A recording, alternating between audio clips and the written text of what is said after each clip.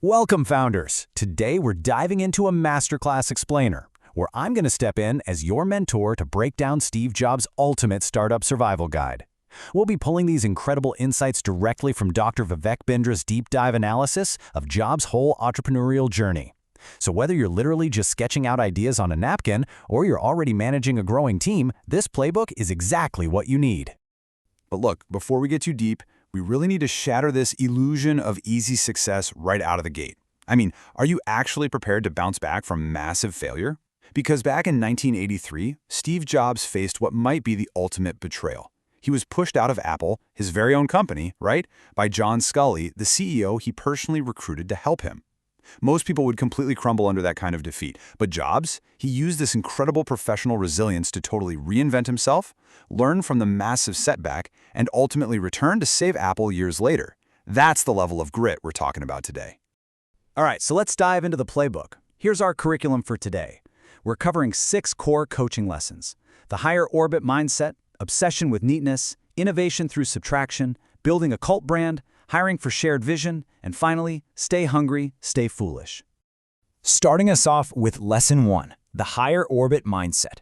This is all about cultivating your professional resilience. As your mentor, I need you to really grasp this idea of consciousness levels in business. Think about the animalistic mindset for a second.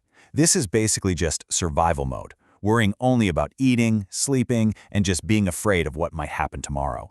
And honestly, way too many aspiring entrepreneurs get stuck right here. They're constantly stressed, constantly reacting, but you just can't build a legacy from that stagnant place. Now contrast that with the higher orbit. This is this imaginative, intellectual, spiritual, and highly progressive plane. This is where Steve Jobs operated. He didn't just want to sell computers to make a quick buck. He literally wanted to push the human race forward. As a founder, you have to elevate your daily thinking to this progressive level if you want to unlock true resilience. Okay, moving right along to Lesson 2, obsession with neatness, and how you maintain high standards when absolutely nobody is looking. This whole concept actually traces way back to Jobs' dad. He was a mechanic who had put this expensive, beautiful layer of mica on the hidden back of the wooden cabinets he built.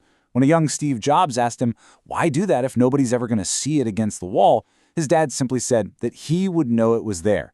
Decades later, Jobs applied that exact same standard at Apple. There's this great story where he caught an employee installing an internal phone battery just slightly crooked. He forced them to completely straighten it out and perfectly align it. The employee pushed back, arguing that no user would ever open the phone to see it anyway. But to Jobs, the unseen mattered just as much as the screen. And you know, this perfectly captures our working definition of true perfectionism.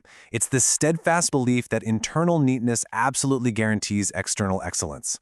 If you build the invisible core of your business, or your code, or your product so beautifully and perfectly the first time, you completely eliminate the need to ever open it up again to fix a mistake later. You just do it right from the absolute core.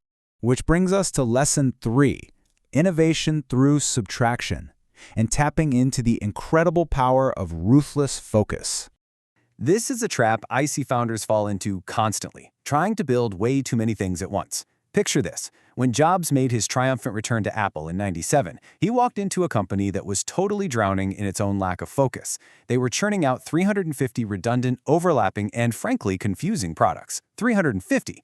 So what did he do? He came in, ruthlessly analyzed what actually mattered, and slashed that entire catalog down to a mere 10 core products. He proved right then and there that true innovation is actually subtraction. Because if you try to make everything, you end up standing for nothing, and those production costs will bleed your startup dry. His guiding rule during this massive purge was simple. Let's free up the space for what matters the most. And this minimalistic thinking, it didn't just save their product line, it totally redefined their marketing.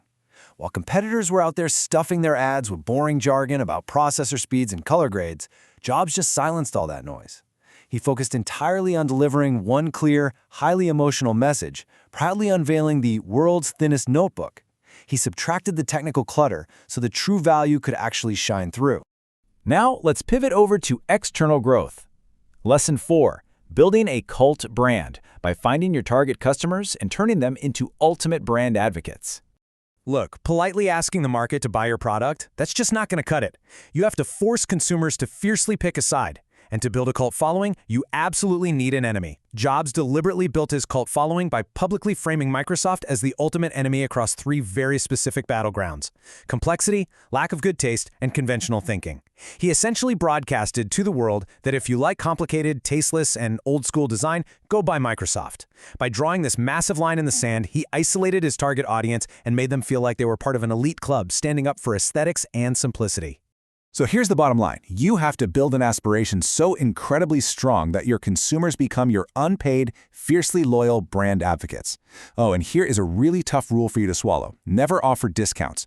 Jobs absolutely refused to cheapen Apple. Why? Because you're selling a dream. You're selling social status. Slashing prices just kills that aspiration and destroys your valuation.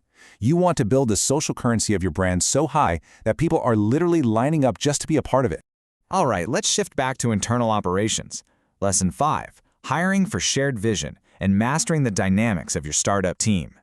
Let me ask you a tough question. Do you actually have the managerial courage to look someone in the eye and fire them if they don't align with your startup's mission? Because Jobs had this brutally effective philosophy: people without passion are poison. He was a notoriously demanding boss. He didn't think his job was to be nice. He believed his job was to make people better. He brought this intense energy to work, and if an employee stopped growing or lost that fire, he'd ruthlessly tell them the company had outgrown them and they were gone. Seriously, a lack of passion will kill your startup's momentum way faster than running out of capital. To put this into perspective, think about this. Even the best programmer in the world must share the vision, or they need to get lost.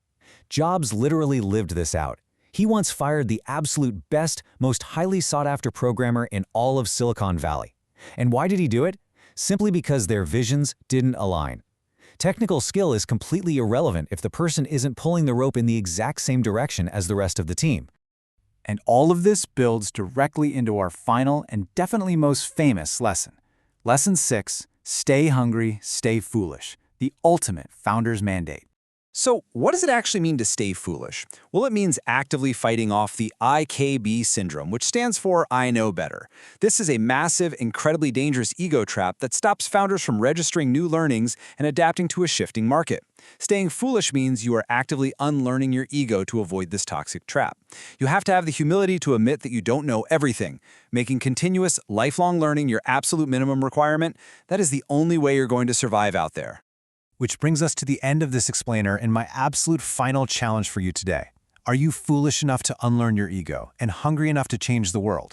Look, building a startup is a brutal, exhausting journey. But by applying these strategies, operating in that higher orbit, demanding absolute perfection behind closed doors, focusing ruthlessly, building a cold vision, and keeping your ego in check, you can bounce back from literally any setback. So take these lessons, internalize them, and go build something incredible. Thank you for joining me for this explainer. Now go get back to work.